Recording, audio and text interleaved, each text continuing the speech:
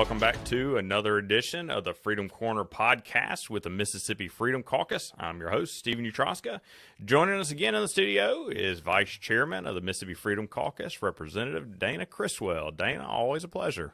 Hey, Stephen. Well, it's good to be here again. Another week, and we have plenty to talk about. Yep, another week down in the Mississippi legislature. Getting kind of close to the end now, just a few weeks left. But it was a big week, a lot of bills coming through, and a couple of bills in particular that the Mississippi Freedom Caucus was fighting against. And I think enemy number one was this RegionSmart bill. And I know we've talked about it a good bit over the last couple of weeks, but I think we need to talk about it more. I think we need to clear some things up. There's a lot of people, especially in Desoto County, talking about it now. So the bill did officially die yesterday. And so glad to see that gone. But I think there's been some confusion around the bill. So I think we need to talk about it. Not so much about what the bill does. I think most people know about that. So we'll briefly go over that. But more about who's behind the bill. And I think that's something people don't realize. And it didn't take a whole lot of research for us to find out who's behind it and why they're behind it and what they support.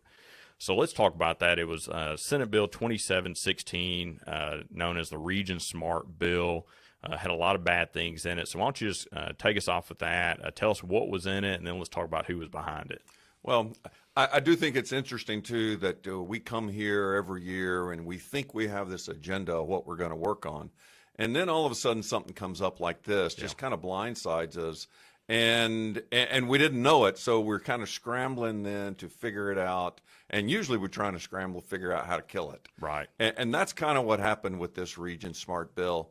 You know, earlier in the session, I was caught in a hallway by a lobbyist that said, "Hey, there's a great bill coming through for Desoto County.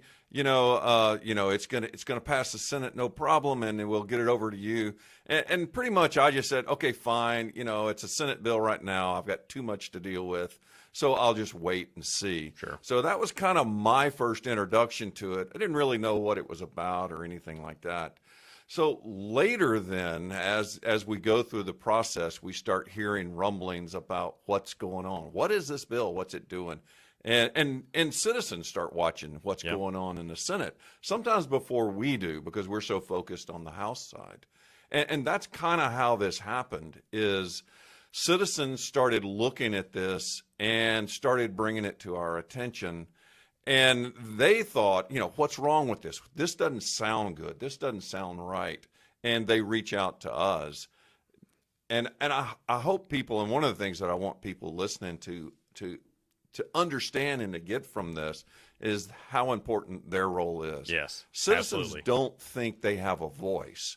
They think everything goes on without them. But this is an example of how citizens led a charge. They came then to the Freedom Caucus, is what we want to be. Right. And then we're able to kind of take it across the goal line and pass the bill, or in this case, kill the bill. Yeah. Well, unfortunately for this bill, since it was a tri-state compact between Arkansas, Mississippi, and Tennessee, we actually heard a lot of people from Tennessee were contacting the Mississippi Freedom Caucus about the bill. So, one of the first things we heard about the bill right as it, basically right after it passed the Senate, we had someone contact us from Tennessee saying, "Hey, if you guys haven't looked at this bill, you got to look at this bill." And then as we started to look into it more, then all of a sudden we hear, a caller from Mississippi calls into the Glenn Beck show and starts talking about this bill. And we were already aware of it, but we were like, hey, people are starting to realize this. So then, of course, we reached out to Glenn Beck's show and said, "Hey, look, our chairman, Steve Hopkins, would love to come on and talk more about this." And, of course, he did earlier this week, got on the show. We'll drop the link to that if you didn't see the show, the Glenn Beck show. With Chairman Steve Hopkins on it. We'll put that in the post so you can see it. But he went on and talked about it, and more people from there, the kind of grassroots activated.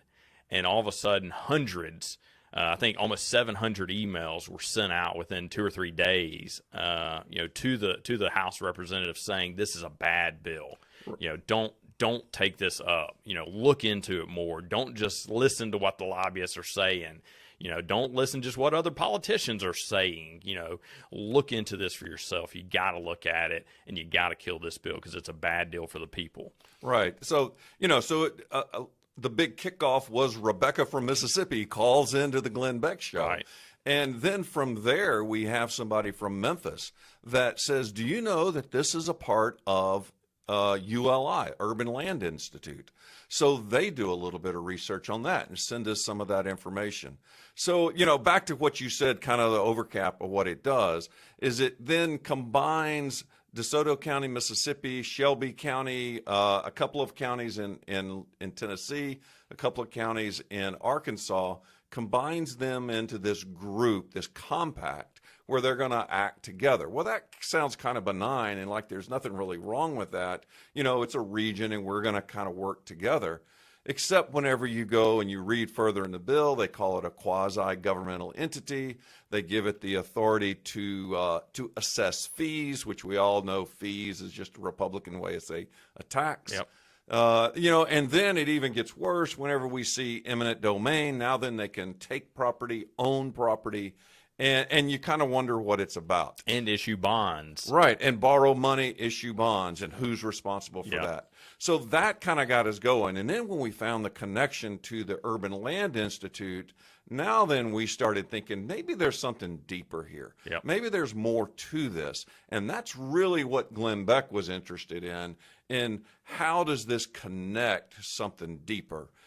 We started looking at Urban Land Institute. I just found on the internet, the Urban Land Institute of Philadelphia. So this is not just RegionSmart was just our area, right? But Urban Land Institute has all these around. Yeah, the they're a area. national organization, right? Right, and so their priorities is work on diversity, equity, and inclusion. They talk about how their focus is on gender, LGBTQ status, gender identity. All things that, when you start looking at that, you go, wait a minute, this is way more than us cooperating to get a bridge or road. Right. There seems to be a deeper agenda in this than just that. And that's kind of what started us down this rabbit hole of trying to find what does all this mean. Yep. And every turn that we found, it looked bad. Yeah. Oh, yeah. Well, and again, on when Steve Hopkins went on the Glenn Beck show, he talked about more, and so I kind of want you to recap that too, about not only is it Urban Land Institute, but it's got ties to BlackRock, and it's got ties to regionalism. That was a Clinton, Bill Clinton kind of idea that he spurred off to, almost really remove the sovereignty of states, the power that they have, so that they can create these kind of regional areas. And then so you start looking at that. It's very hinting very much to a Clinton era strategy. Right. And then you've got these leftist organizations who are behind it, pushing it. And one of the other things that we found too, I know, was RegionSmart actually did a conference in Memphis, and it was a virtual conference, so they did it over a couple of weeks or whatever. But during that conference, and you can look at, you can Google it and find it now. It's still online, and it shows part of the conference was taking a racial bias test and finding out if you're racist, and how to do this, and what is it, the 1689 project, and all these leftist strategies and positions and everything. It very clearly shows who this group is and who's behind this. Right. And, part of that research, we traced all this back, and we found articles from 1998 from the Heritage Foundation about the Clinton reinventing government. Yeah. And it sounds good. It's one of those things that politicians do, reinventing government. We're going to make it more streamlined. We're going to make it more efficient. And then we find that he called this the National Partnership to Reinvent Government. And part of that then even went further, and I found some quotes on it. Encourage public-private partnerships. Shift the power from elected officials to appointed agencies. Yeah. So Clinton started in his first term shifting that power to government agencies. Yep. And we see that with the ATF, and that they just decide to make rules that, hey, you know what, we've decided that a bump stock is bad, so it's banned. Yeah. And so he shifted that power from the elected officials to the agencies. And then in his second term, he and Al Gore was the one that kind of was leading this. Then they started shifting power to these public-private partnerships. Yep. Well, what that does then is takes the elected officials out of the out of the whole mix and puts it in the hands of these appointed people that are appointed then by, I mean, whoever they want. And that's kind of where we found the BlackRock, is that we started looking at who's appointed to the Urban Land Institute. Now, who are the members? Well, you start looking at members and they're BlackRock. I mean, so it's this financial institution, the largest in the world. I think I looked up, they have something like a $10 trillion that they of assets. I mean, and we all have seen how BlackRock and money controls an awful lot of politicians. So BlackRock now then has people on the board of this. And then we find that the RegionSmart people have people on the board of that used to work for BlackRock, and now they work for another company. And it just makes you start wondering why. Yeah. Why are we deciding, and our mayors decided to do this. Yeah. Why did they decide to align ourselves with a group that has ties that none of us and the citizens in DeSoto County don't agree with? Right. So why would they do that? And it's one of the things that makes you kind of scratch your head and like, are they just ignorant of what's happening, or are they a part of what's happening, or just don't care? And I just don't know. Yeah, well, I mean, just from my point of view, so I'm not a DeSoto Countyan, right? So I don't live up there, so I don't know all the local politics as much. But we've been talking about this. The caucus has been talking about this for at least the last 2 weeks and exposing this. And so a lot of the politicians up in DeSoto County that are pushing this, Musselwhite being one of them, David Parker being one of them, they're not backing down. No, they're still coming out saying, "Oh, this is great."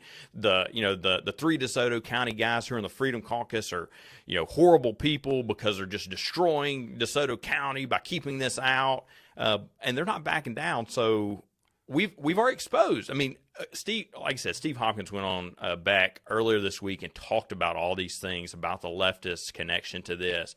So there's no doubt that they know by now, right, that there's this connection. And they're not backing down. So, right. And one of their criticisms is that, Steve Hopkins went on a national show and didn't even talk to us about it. Well, that's just not true, because we know, and they know, Dan Eubanks, member of the Freedom Caucus, contacted Senator Parker. He's contacted Darren Musselwhite.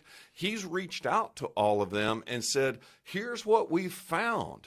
Do something about this. And I think he even told them, we're about to publicize this. Yep. So we gave them the opportunity to say, hey, okay, maybe you didn't know this. Yep. Maybe you didn't do your due diligence, and that's okay, because sometimes we mess up.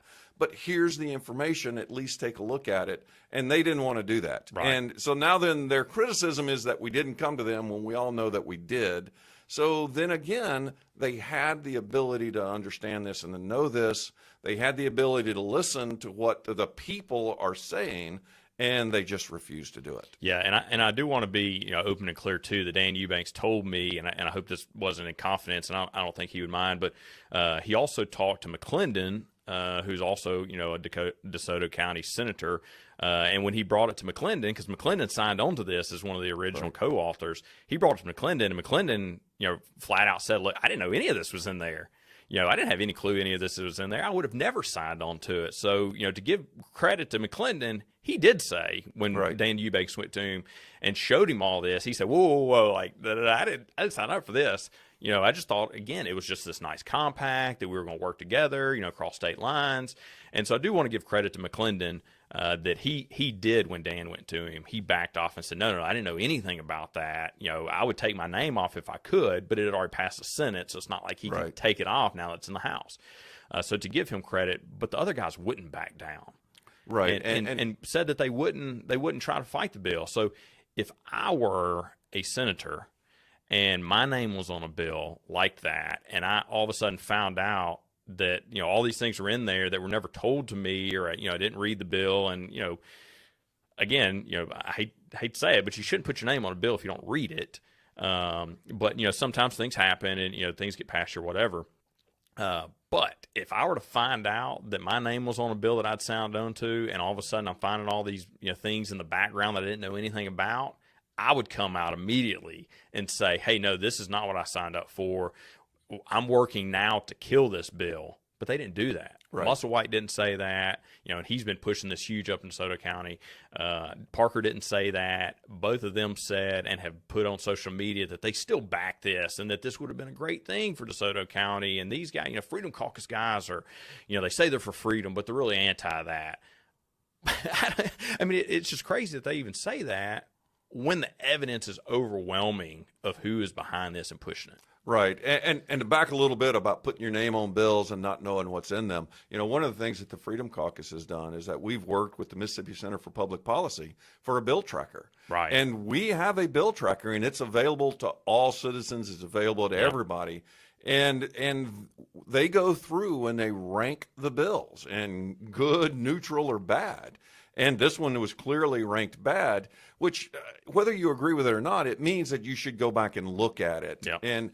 And so the Freedom Caucus, Mississippi Center for Public Policy, we're giving the legislators the tools that they need. It's just that some of them don't want to take the time to use the tools that are available to them. Yep. It is unreal about this bill, unreal what it did, unreal who's behind it, and unreal that any politician in Mississippi would still back it once they knew what's actually in it. And so I think at that point it just becomes it's political. Right. I mean, the guys that are coming, still sticking to saying this is a great bill, either one, they truly believe it, or they just won't back down and they're making it political. And, anything they say about you guys trying to kill it is purely political and not for principle.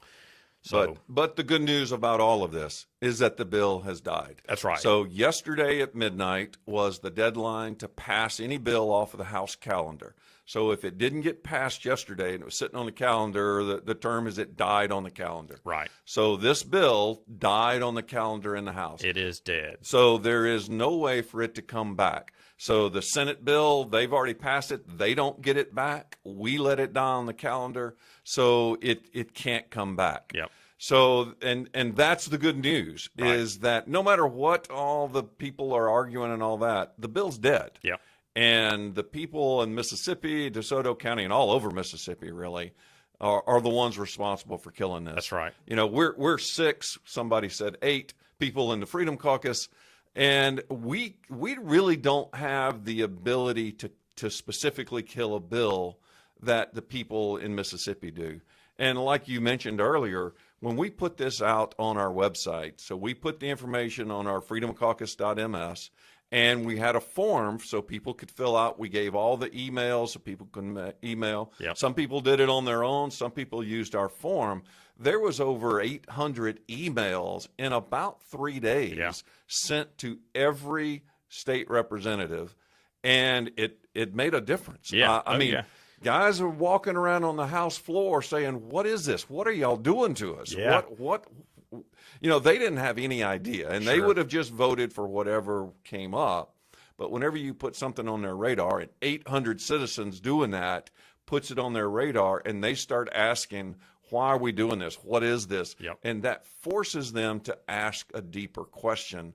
And the chairman finally just said, make this stop. Yeah. I just want this to stop. Yeah. And so he moved the bill to the heel of the calendar. That's another kind of that people would know. Move it to the heel of the calendar. But he even said, so it will die. Yeah. So he was signaling to everybody to please stop emailing me. I'm going to let this die. I want the pain to stop. Yeah, that's right. Well, and so, all the emails that were sent, but there were hundreds of calls made too, and lots and lots of shares of social media. And people, we told people, reach out to your representative and let them know. So there's lots of people tagging, sharing posts, tagging their representative in it, letting them know. So all of a sudden, like you said, in a couple of days, it went from on nobody's radar to everybody's radar. And all of a sudden they knew, the House knew, the entire House of Representatives knew this is a bad bill. We can't do this. And again, you guys have 6 votes. You can all vote no on it. You got 6 no votes out of 122. That doesn't kill a bill. Right. What killed this bill was the outreach by the people. And so, we get, very little credit for talking about it. The grassroots of Mississippi, the people who contacted our legislators, who stood up and said, this is a bad bill and this is why, those are the people that killed this bill, and it all goes to them. And I will mention, too, that the bill, so The bill had to be introduced in all 3 states, Arkansas, Tennessee, and Mississippi. All 3 had to ratify the bill so that they could go into this compact. Certainly, we followed, and we've talked much about this bill in Mississippi. It was the exact same language in all 3 states. Tennessee is in a general session year 2, so they basically had the same fight we did. They killed theirs as well. We killed it here. Arkansas does a every other year general session, and then an every other year budget appropriations only session. So they're in basically their budget only year this year. So the bill that was introduced in Arkansas was only basically a resolution saying we support this, but by passing this resolution saying we support it means that we'll pass the real bill next year, or general year. Even their resolution died. There was enough people in Arkansas that realized this is a bad deal that they didn't even pass the resolution saying we support it. So for now, it's dead. It's dead in Mississippi, dead in Tennessee, dead in Arkansas. But we have to keep watch, because this thing undoubtedly will come up again next year or in following years. It'll come up. It may be rebranded, may have a different name on it, may have different players in the background to try to make it seem like it's not what it is again. The same story may be told again like it was in the Senate this year that didn't mention eminent domain, didn't mention any kind of assessing fees or bond authority. They may not mention any of that again, but they'll try to get it passed, and we've got to keep vigilant, and we have to ask the grassroots, the people at home who are watching this, to keep an eye on this, keep an eye on the session, make sure in future years this doesn't come back. Yeah, you know the saying, it's not dead till it's dead, dead, dead. Yeah. And then things get reincarnated the next year. So it is a huge win for the grassroots people to show them that they have a real voice. I want to say one other group, or one other person, Tim Van Horn from AM 990. Absolutely. If you're in Desoto County, man, he was one of the leaders on the charge of this, and he really got Tennessee involved. He made sure that we had a little bit bigger bullhorn, I guess, yep. In order to get the word out. And so the grassroots people, if we pay attention, if the people pay attention, which I know everybody's got jobs and they got things to do, and that's one of the reasons of what we try to do with the Freedom Caucus and why we have our newsletter. We send out emails. I talked to a guy yesterday from DeSoto County, and he's like, I can't keep up with all this because I have a job. I got 3 kids. And that's one of the things we want to do, is be that conduit to focus people onto an issue. Yep, and that's that right. We don't have the power, but we have the ability, because they've elected us and we spend our time here, to identify things and then focus people on an issue. This is a bad issue. We can give you the truth about it on both sides, and then the people then can do what they did on this one. Yep. So I really hope people will understand what the Freedom Caucus is trying to do, is that we don't have much power. Right. But we can focus them into issues that they need to be focused on. Yep, 100%. Well, all right. Well, thank you, Representative Criswell, for coming in again today. This was a major win for the people of Mississippi, defeating this bill. We will, again, I'll post the link for Steve Hopkins' interview with Beck in the post here. And also, we're going to do, so for the people who can't spend 20 minutes watching the video, or watching all the videos that we've done and talked about this, if they don't have the time to do that, we're going to put out kind of a concise statement about this, letting them know what we found, and kind of a short press release in the next couple of days, so that somebody can read it quickly and find out more about it. So watch out for that. Always, you can follow us on the Facebook page, Twitter, or freedomcaucus.ms is the website, so follow us there. But otherwise, I'll end it like I always do in saying there's no one else I would rather have fighting in my corner. Thanks so much, and you guys have a great weekend. Thank you, Steve.